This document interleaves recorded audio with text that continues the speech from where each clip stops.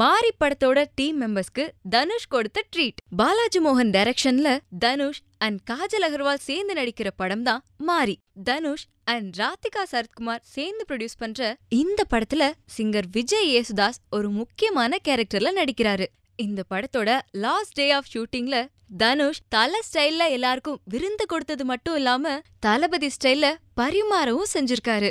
இந்த படத்தோட ஷூட்டிங் போயிட்டு இருக்கும்போது முறுக்கு மீச தாடின்னு இந்த படத்தோட கெட்டப்லயே எல்லா ஃபங்க்ஷனையும் அட்டென்ட் பண்ணவரு ட்விட்டர்ல லாஸ்ட் டே ஆஃப் ஷூட்டிங் ஸ்பெஷல்னு ஒரு போட்டோவை போஸ்ட் பண்ணிருக்காரு.